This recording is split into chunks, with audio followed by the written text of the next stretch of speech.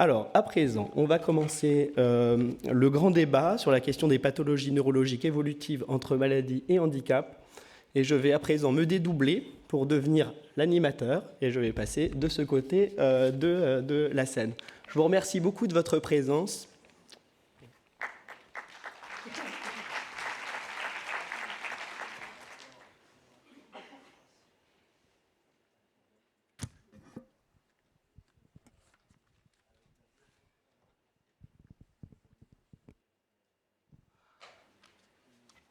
Alors, ça fonctionne?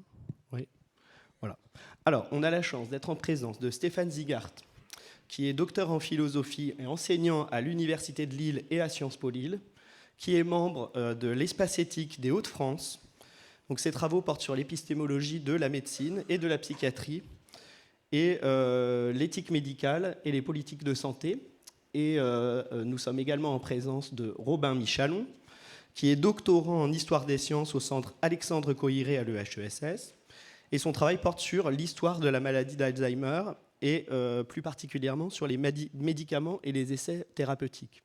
Alors, ce qui nous réunit tous les trois ce matin, c'est ce débat finalement sur la catégorisation des maladies neurologiques évolutives entre maladie et handicap. Alors, pourquoi se poser cette question? Pourquoi faire un débat sur ce sujet? Finalement, c'est une question de catégorisation, en tout cas dans le champ du handicap, qu'on a l'habitude de se poser souvent. On se pose souvent ces catégories, maladie, handicap, maladie chronique, maladie, situation de handicap, handicap lié à l'environnement, etc. Donc finalement, on importe un peu une réflexion au sein des MNE qui vient des réflexions liées plus spécifiquement au monde du handicap. Mais on voit que utiliser un paradigme ou un autre, le terme de maladie ou le terme de handicap, change peut-être à la fois notre regard, mais aussi nos possibilités d'action sur un certain nombre de sujets dont qu'on pourrait détailler, une manière de concevoir la maladie, donc la clinique, une manière de concevoir la clinique. Un constat peut-être difficile aussi, existentiel pour les patients et les familles, qui reviendrait peut-être, en utilisant le mot de handicap, à signaler l'impossibilité de guérir, l'impossibilité de lutter contre, et finalement le basculement vers un vivre avec.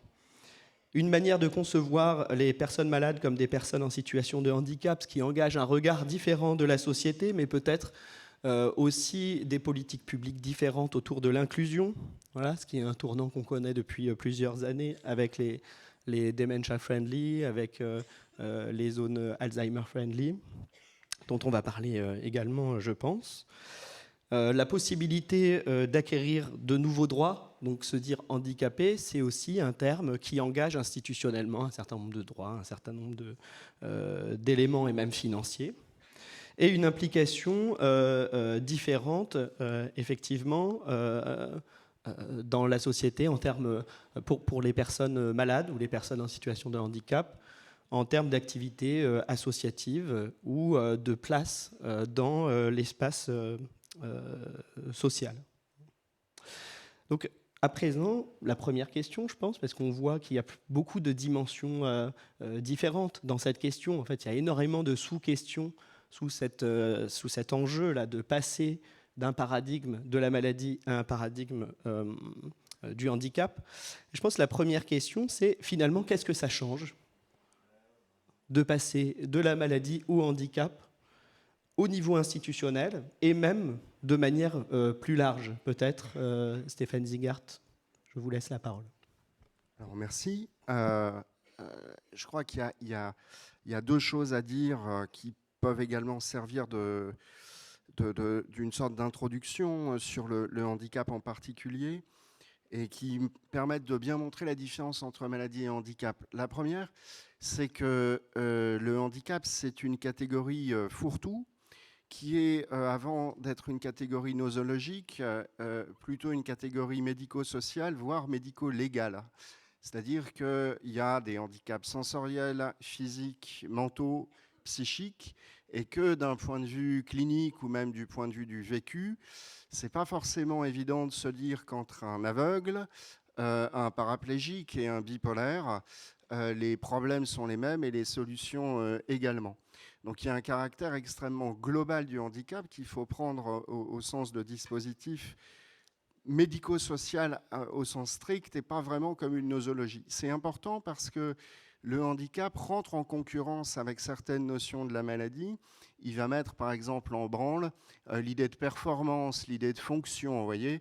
Et donc ça a donné dans la dernière classification en date des handicaps l'idée que la santé c'était un fonctionnement. Ça s'appelle la classification internationale du fonctionnement du handicap et de la santé. Donc vous avez à l'OMS, hein.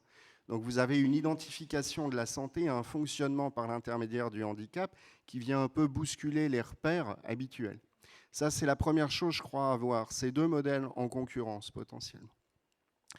La deuxième chose, c'est que le handicap, très précisément, est venu s'ajouter à la maladie en se définissant comme les conséquences d'une maladie. Vous avez en fait, depuis 1980, et dans les classifications ou les lois internationales ou françaises de 2005, l'idée qu'il y a les maladies, par exemple une atteinte de la moelle épinière, et puis ensuite vous avez les conséquences de la maladie, c'est-à-dire une paralysie qui va obliger à des aménagements type ascenseur ou fauteuil roulant. Que ça soit les conséquences de la maladie qui soient prises en compte n'est pas du tout anodin, parce que du coup, ça ne va pas être une clinique de la souffrance au sens habituel du terme, ça va être une clinique de l'activité. C'est-à-dire, qu'est-ce que vous êtes capable de faire ou de ne pas faire? Qu'est-ce que votre maladie vous permet encore de faire ou de ne pas faire? Et cette clinique de l'activité, elle va être d'une part sociale et d'autre part médicale via la notion d'autonomie. En fait, la notion d'autonomie, ça fait le pont entre les caractéristiques sociales du handicap et les caractéristiques vitales. Je vais aller vite là pour passer à la maladie aux maladies dites neurodégénératives. Quand on fait des questionnaires sur le handicap, il s'agit de savoir si les personnes sont capables de sortir de chez elles. Quand on fait des questionnaires sur la grande vieillesse en termes d'autonomie via le GEVA, il s'agit de comprendre si les personnes âgées sont encore capables de manger. C'est les premiers items dans les questionnaires. Vous voyez. Donc le handicap amène à s'intéresser à l'autonomie des personnes, mais pour des raisons qui sont indissociablement vitales et sociales. C'est vital parce que si vous n'arrivez pas à manger, vous mourrez. C'est social aussi parce que si vous êtes autonome socialement, vous êtes moins un poids pour la société. Et toute l'ambiguïté du handicap, c'est celle-là. C'est de jouer sur un tableau de libération des gens et d'autonomisation des gens qui peut être aussi un levier pour en fait ne pas s'en préoccuper.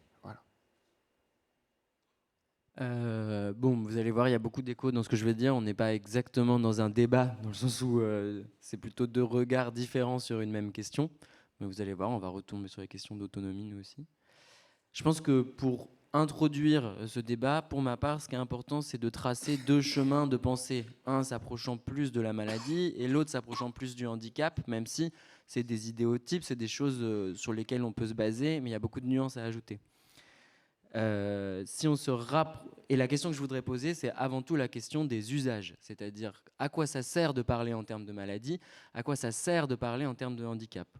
Du côté maladie, et particulièrement me concernant la maladie d'Alzheimer, puisque c'est mon sujet d'étude, on est tous habitués à penser et à agir en termes de maladie. Recevoir un diagnostic nous informe à la fois sur l'état de notre corps ou de notre esprit et sur les possibles qui s'ouvrent à nous pour agir contre ou avec la maladie. On utilise aussi le diagnostic pour communiquer avec les autres, nos collègues, nos amis, notre famille.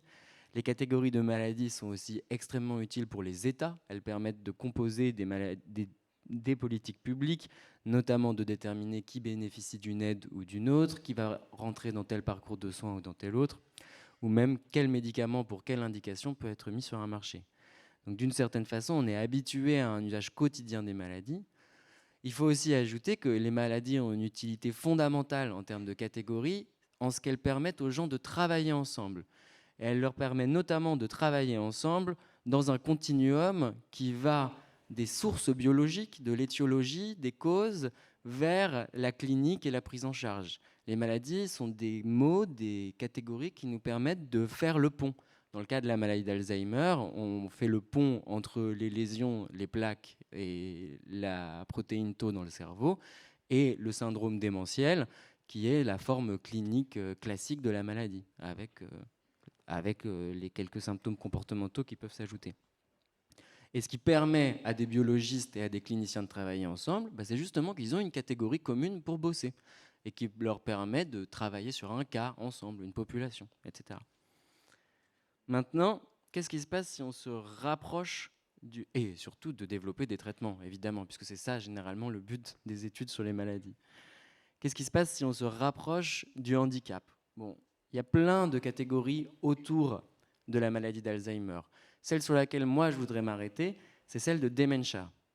J'utilise volontairement le terme en anglais parce que hier j'étais au restaurant avec Armel Debru, qui est quelque part ici, et je lui ai dit que j'allais parler de démence, et j'ai vu la terreur se mettre sur son visage, et effectivement c'est vrai qu'en français, le terme de démence a conservé une connotation vraiment négative, là où dans son acception anglaise, on parle plutôt finalement simplement de deux choses. Un syndrome cognitif, donc généralement qui se caractérise par des troubles de la mémoire et une aphasie, une apraxie ou de la désorientation. Et le deuxième point, une perte d'autonomie. Et là, on voit à quel point le concept de dementia, dans son acception anglaise, se rapproche du handicap, puisque dans les deux signes nécessaires pour qualifier quelqu'un comme étant atteint d'une dementia, il y a la perte d'autonomie. Ce qui est intéressant dans le terme de dementia, et c'est pour ça que je l'utilise pour travailler avec vous ces notions, c'est que si c'était à la base qu'un symptôme, des personnes ont souhaité en faire quelque chose de plus.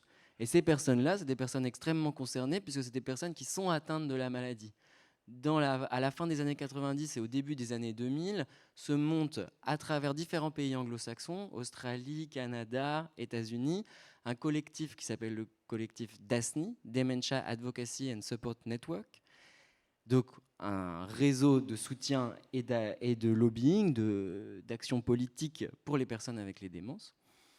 Et ces personnes qui se rassemblent, elles récupèrent le terme de démence et elles en font une entité. Elles disent, voilà, nous, ce qui nous qualifie, c'est que nous sommes des personnes avec des démences. Et vous, qui n'êtes pas malade, ce qui vous qualifie, c'est que vous êtes des personnes encore capables, avec des cerveaux encore capables. C'est le terme qu'elles utilisent.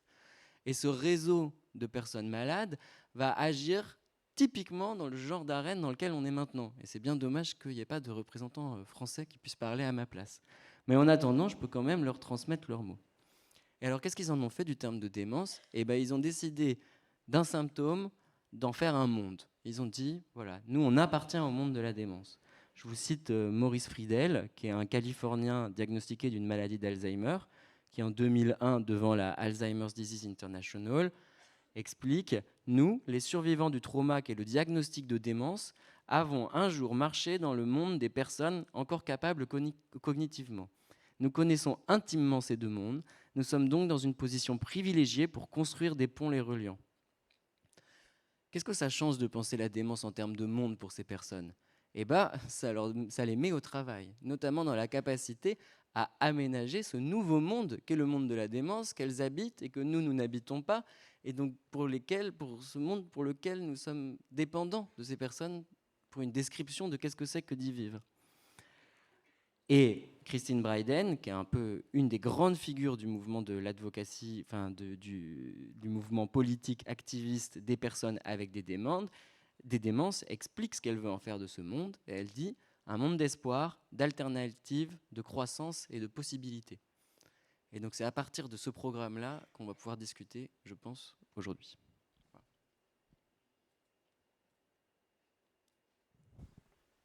Bon, on le voit, le programme est vaste.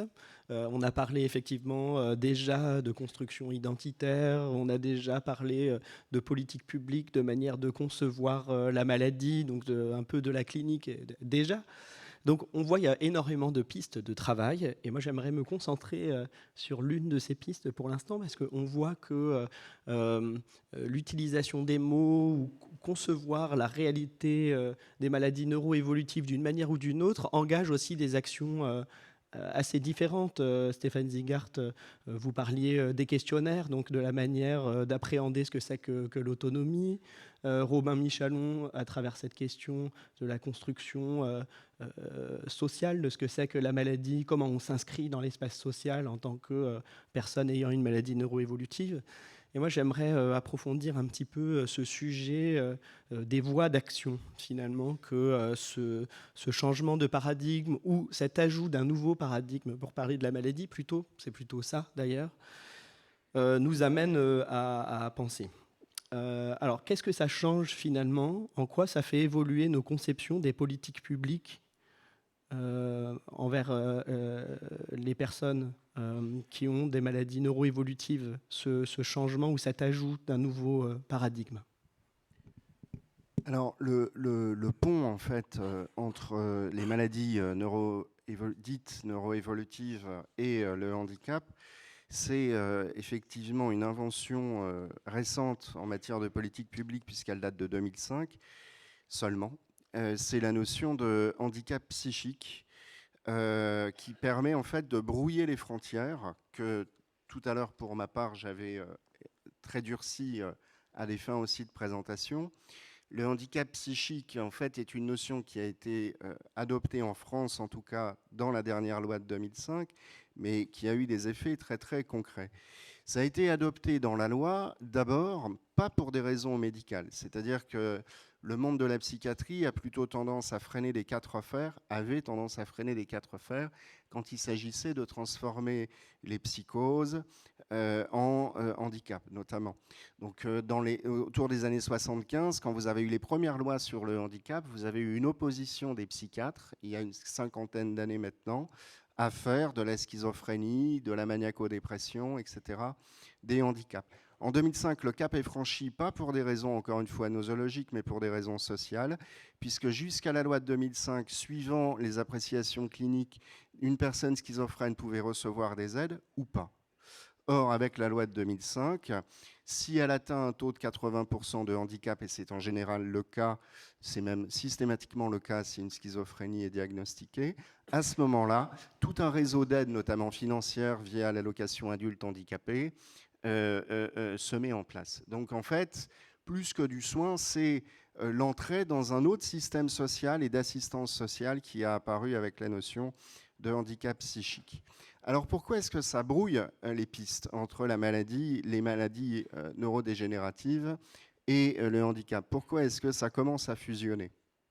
Et ça va être sans doute un des fils conducteurs jusqu'à la fin de la discussion. C'est parce que tout à l'heure, je disais, le handicap apparaît en faisant une distinction entre la maladie et les conséquences de la maladie. Mais il faut rajouter des briques, parce qu'une maladie, quand elle est codée en termes de handicap, elle est incurable. Elle est précise et elle est incurable. Donc les maladies codées en termes de handicap gagnent en précision, mais perdent en curabilité. Donc vous avez un durcissement de la nosologie, et qui va s'enraciner de plus en plus, parce qu'il faut de l'incurabilité, dans du cérébral. C'est-à-dire que la psychiatrie se cérébralise à mesure où institutionnellement on ressent la nécessité de coder les maladies mentales en termes de handicap, parce que c'est ce qui permet de justifier l'incurabilité des maladies mentales. À partir de là, vous avez l'autre distinguo dont je parlais, qui est les conséquences de la maladie. Et les conséquences de la maladie, elles sont codées en termes fonctionnels.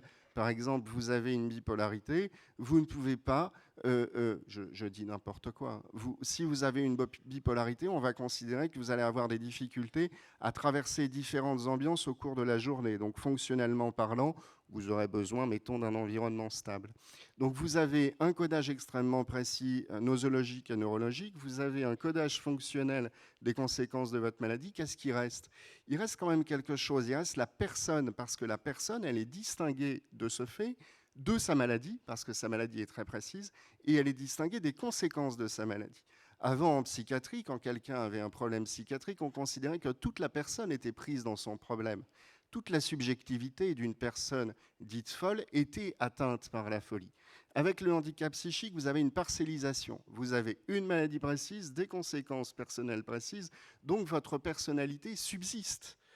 Et c'est un gain majeur, mais très ambigu. Le gain majeur, c'est que vous pouvez être atteint d'une maladie psychique ou mentale et garder votre liberté.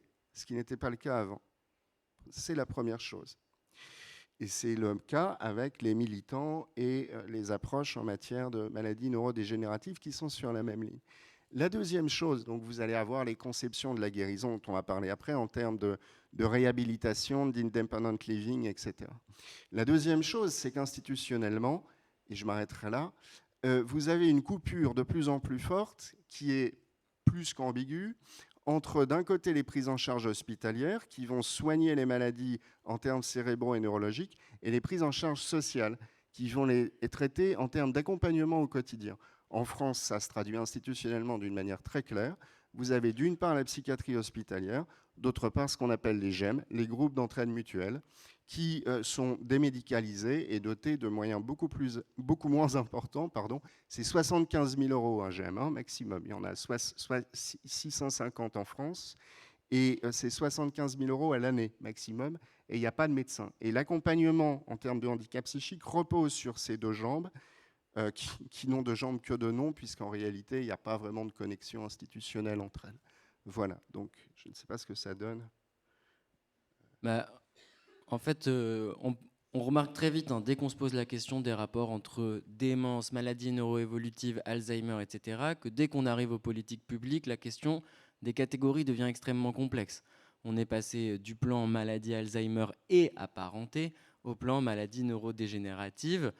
Et si on regarde dans d'autres pays, on voit que la Alzheimer's Association s'appelait avant la Alzheimer's Disease and Related Disorders Association, donc l'association de la maladie d'Alzheimer et des maladies apparentées, avant de devenir simplement la Alzheimer's Association, avant, sous pression entre autres des militants atteints de démence, d'ajouter comme slogan que le but est de devenir une Global Voice on Dementia. Donc on voit que il y a un entrelacement des catégories de maladies d'Alzheimer, de maladies neurodégénératives et de dementia qui nous montre bien que c'est pas si facile que ça de travailler les catégories au sein des politiques publiques à destination des personnes qui ont des maladies neuroévolutives. Mais on peut quand même essayer de se poser la question à quoi ça ressemble une politique Alzheimer et à quoi ça ressemble une politique de la démence, ou une politique des syndromes démentiels, ou une politique des troubles cognitifs. Je fais toujours un peu attention au langage. Une politique Alzheimer, en fait, si on part du principe que la maladie d'Alzheimer telle qu'elle est définie aujourd'hui est caractérisée par des lésions des atteintes au cerveau, c'est une maladie qui est pensée comme devant se coller finalement à cette linéarité qui va des lésions vers les troubles. Et la politique la plus classique à ce propos, ça reste quand même la politique du traitement, du développement de traitements qui sont présentés, ou qui étaient présentés en tout cas, ça a beaucoup bougé au cours des 10 dernières années, comme une solution définitive qui viendrait finalement faire en sorte qu'on n'ait plus à se poser la question de ce fameux monde des démences dont nous parlaient les militants que j'évoquais à la question précédente. Et ça, je pense que vous êtes relativement familier de tout ce qui se passe autour de finalement la promesse pharmaceutique autour des traitements contre la maladie. Et n'y voyez pas une critique dans mes termes, c'est-à-dire évidemment, je me lève tous les matins en croisant les doigts pour qu'on trouve un médicament. Mais qu'est-ce que c'est une politique des démences ou une politique des troubles cognitifs? En fait, c'est une politique qui déjà va fermer les yeux sur les lésions. Et c'est une politique du présent. Elle va prendre l'expérience des personnes malades au présent et se demander comment on fait pour améliorer leur quotidien, qu'importe finalement la cause des lésions. Le type de politique le plus classique, même s'il n'est pas encore extrêmement répandu, c'est celui des Dementia Friendly Communities. C'est un terme qui apparaît dans le courant des années 2010, qu'on peut traduire en français de façon un peu schématique comme ville amie de la démence, communauté amie de la démence, qu'on peut traduire dans un français acceptable, communauté amie des troubles cognitifs. Le seul problème avec cette catégorie, c'est que pour le moment, on ne sait pas encore exactement ce qu'elle recouvre. Donc on peut prendre des exemples concrets, par exemple le projet Photon à Bruges, au cours duquel Bart Deltour a ouvert, en collaboration avec des personnes malades, notamment sa femme, une maison d'accueil pour des personnes atteintes de troubles démentiels, et qui a commencé un travail de sensibilisation de l'environnement autour de la maison, de telle façon à ce que les commerçants, les cafetiers, mais même les voisins, soient comment dire, sensible soit capable de reconnaître ce que c'est par exemple qu'un manque du mot. Vous êtes peut-être habitué à voir des gens qui ont le manque du mot tous les jours. Mais pour quelqu'un qui n'en a jamais vu, c'est pas du tout facile de connecter ce symptôme-là à une maladie neuroévolutive. Donc typiquement, l'action de Bart Deltour pour rendre la communauté qui entoure sa maison plus dementia-friendly, c'est simplement de rendre les personnes qui ne vivent pas dans le monde de la démence autour de la maison capables de reconnaître quelqu'un qui vit dans ce monde justement et de réagir de façon adéquate. Donc voilà, typiquement, c'est ce genre d'initiative. Maintenant, quand on parle d'une politique de la démence, d'une politique du symptôme démentiel, il y a toujours la question de la participation des personnes atteintes de démence. Aujourd'hui, en France, il y a des initiatives qui sont montées. On essaye, par exemple, de rendre les musées accessibles aux personnes qui sont atteintes de troubles cognitifs. Mais si demain, le MUSEM décide de mener une telle politique, et c'est peut-être le cas, auprès de qui est-ce que cette institution peut se tourner pour avoir un avis de personnes malades ? Personne. C'est-à-dire qu'en fait, là où dans plein de pays anglo-saxons, des conseils représentatifs, des conseils de représentation des usagers, comme on dit, se sont montés, y compris pour les troubles cognitifs, dans notre pays, on reste à un stade où on considère que les personnes malades ne sont pas capables de participer à la co-construction des dispositifs qui leur sont destinés. Tout en faisant remonter dans le temps le diagnostic, c'est-à-dire que le paradoxe, c'est qu'on se retrouve quand même avec des personnes malades diagnostiquées de plus en plus tôt et donc tendanciellement de plus en plus capables justement de participer à la composition, typiquement de la réadaptation d'un environnement de musée pour qu'il soit accessible à des personnes atteintes de troubles cognitifs. Donc, pour ce qui est des politiques de la démence, 2 points importants. Le premier, les dementia-friendly communities, et le deuxième, la participation des personnes concernées. Désolé, je suis long. Merci beaucoup. Alors, on voit que quand on chasse la médecine, elle revient très rapidement finalement dans les débats. On le voit, Robin, à travers ce que tu dis, c'est-à-dire la conception de la maladie. Est-ce qu'on la conçoit comme des dementias ? Est-ce qu'on la conçoit autrement ? À travers les capacités réelles, supposées, ce qui nécessite de connaître un certain nombre de symptômes et leur évolution. On le voit aussi à travers ce que disait Stéphane Zigart, finalement, cette importance là, finalement, de la clinique ou de la compréhension de la maladie. Et ben, finalement, si on ajoute ce paradigme de handicap au paradigme de la maladie, qu'est-ce que ça change au niveau médical ? Qu'est-ce que ça change au niveau de la médecine dans la compréhension de cette maladie, cette notion de handicap ? Alors, en 5 minutes chrono. Allez, je vais même faire moins, parce qu'en plus, comme c'est la clinique, c'est plutôt votre domaine, donc vous connaissez.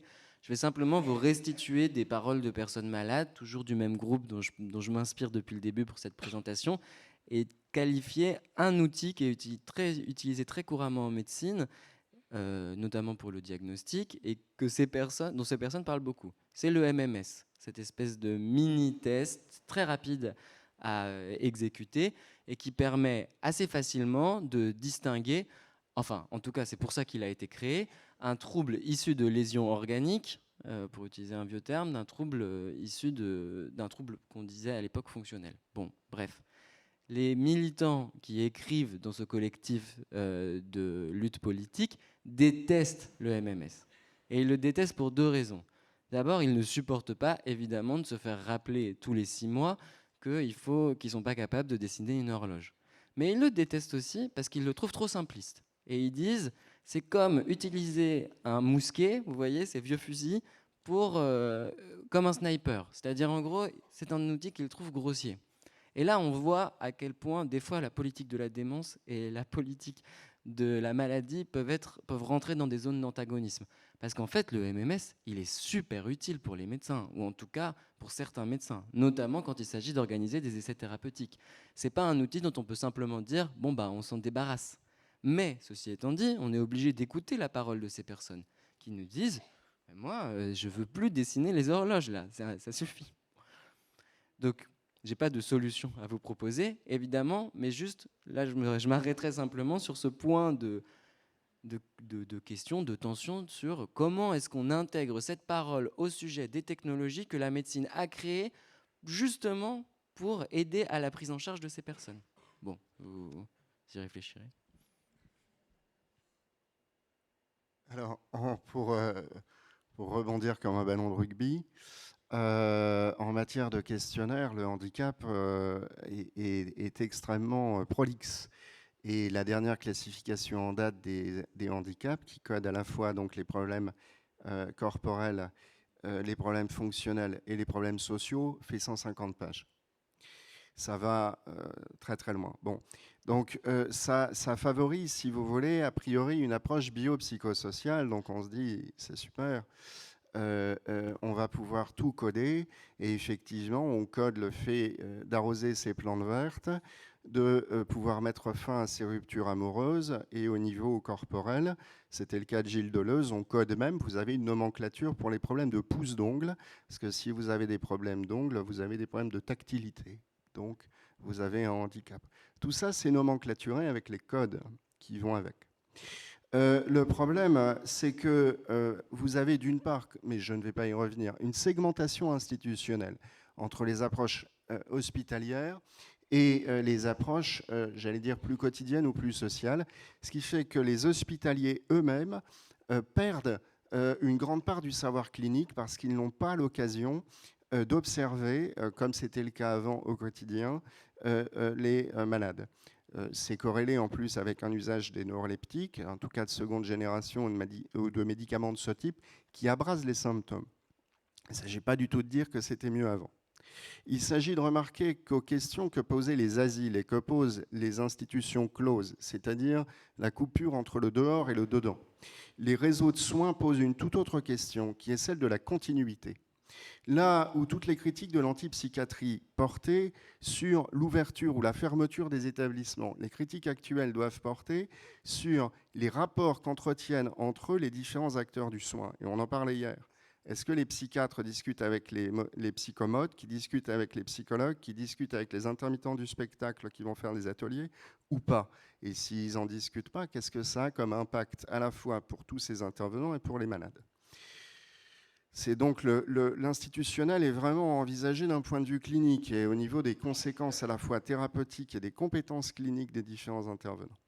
Et l'autre idée, l'autre question qui rejoint vraiment les maladies neurodégénératives sur ce point, c'est la temporalité. Il y a, je crois, 3 choses à dire, mais elles sont rapides à dire.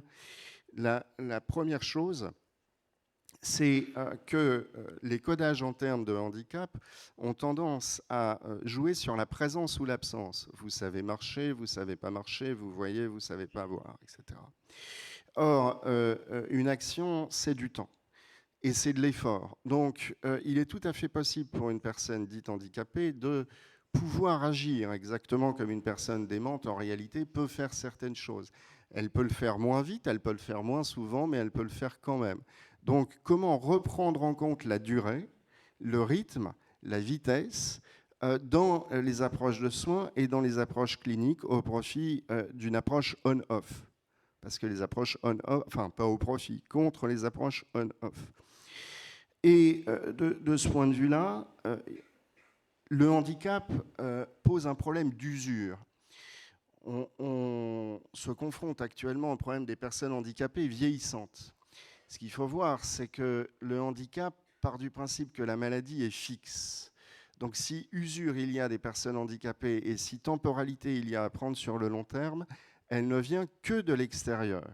Donc le paradoxe, c'est que plus une personne handicapée est active, plus elle est susceptible de devenir plus handicapée parce qu'elle va s'user. Ce n'est pas du tout le même schéma que dans une maladie neurodégénérative où quoi que vous fassiez, vous avez une maladie qui vous travaille de l'intérieur. Donc il y a une pensée des rapports entre l'intérieur et l'extérieur sur la longue durée et sur la chronicisation qui n'est pas du tout la même. Dernière idée, mais c'est toujours la même, enfin c'est toujours l'idée de temporalité, c'est qu'un handicap c'est fixe. C'est-à-dire, vous avez une atteinte fonctionnelle qui globalement ne change pas. Le propre d'une maladie, typiquement d'une schizophrénie, je prends la schizophrénie parce que c'est au niveau des représentations sociales, c'est par là que c'est le plus facile à comprendre. En fait, vous pouvez avoir des moments où vous ne souffrez pas et où vous n'avez pas de symptômes, et vous pouvez avoir des moments où vous en avez.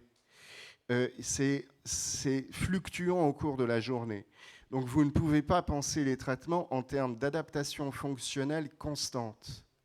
Et c'est là où, typiquement, les approches en termes de handicap ne fonctionnent pas pour les maladies chroniques et en particulier pour les maladies mentales, notamment, et on le sait depuis le début du XXe siècle, en termes de régularité au travail. Une personne handicapée peut atteindre une certaine forme de régularité prévisible au travail, pas un malade chronique, parce que vous avez une insuffisance cardiaque, le lundi, vous pouvez avoir la pêche, et vous allez visser des boulons comme jamais. Par contre, le vendredi, vous risquez d'être un peu fatigué, donc vous avez ce problème d'irrégularité. Voilà. Merci. On voit qu'autour de cette notion de temporalité, qui est l'une de nos 3 grandes notions, finalement, on conclut ce grand débat. Et à travers la notion de temporalité, évidemment, autour du handicap et de la maladie, on voit bien qu'il y a des récits de vie ou une manière de vivre avec, de reconstruire une manière de comprendre sa maladie, une manière de la vivre au quotidien et en se projetant dans le temps qui nous permet finalement de nous relier aussi à la journée d'hier, à ce qu'on s'est dit hier, et notamment à ce que nous a dit Fabrice Gzil lors de sa grande conférence, le co-directeur de l'espace éthique, à qui je donne la parole pour conclure ce grand débat. Merci beaucoup. C'est pas pour le conclure, c'est juste pour remercier très chaleureusement Stéphane et Robin. On regrette pas du tout d'avoir programmé, même à une heure précoce. Vous êtes très nombreux dans la salle, ce débat qui a été très riche.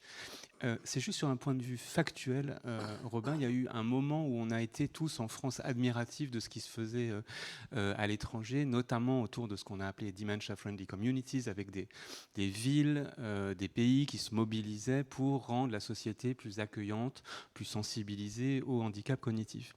À l'heure actuelle, quand même, c'est plus tout à fait exact de dire que si on voulait à Marseille, au MUSEM, faire quelque chose en direction des personnes avec des troubles cognitifs, on ne saurait pas faire. Il y a en France, alors les premiers, il faut quand même les nommer, historiquement, ça a été à Rennes.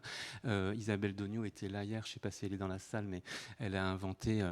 avec le bistrot mémoire, quelque chose qui est formidable, qui s'appelle les ambassadeurs. Et donc là, c'est les restaurateurs notamment, enfin c'est dans des quartiers. Et les ambassadeurs, ce sont des personnes avec des troubles cognitifs, des membres des associations qui vont au-devant des commerçants pour leur expliquer le monde, comme tu l'as très bien dit, dans lequel ils vivent. Donc la France a plus, comme ça a été le cas à un moment, à envier cette innovation, y compris sociale dans les dispositifs d'accompagnement, et à Marseille même, puisqu'on est à Marseille, je voudrais quand même souligner que sous l'impulsion de Valérie Serraz notamment et de l'Institut de la maladie d'Alzheimer, il y a eu énormément de projets ces dernières années avec le théâtre, avec les musées, avec le stade, le vélodrome, pour que avoir des troubles cognitifs ne vous empêche pas de continuer à avoir une vie normale, une vie sociale, ce que les Anglais appellent participation sociale, et notamment des activités de loisirs, des activités de culture. Donc je voulais juste, je sais bien que dans ton esprit c'était pas une minoration, mais voilà, on est à Marseille, on est dans une des rares villes où il y a eu énormément de choses sous cette impulsion-là, donc je voulais le soutenir. Et puis Federico Palermiti parlera cet après-midi des initiatives que nous on essaye de mener avec la ville de Nice de manière expérimentale, mais voilà, c'est pas le lieu, mais simplement à la fois ces choses faites à l'étranger nous inspirent, nous questionnent, parfois on voit des différences, mais sur ce sujet-là on n'est plus aussi nul qu'on l'a été, et puis c'est bien de le souligner. Ouais, bon, alors je m'excuse parce que effectivement,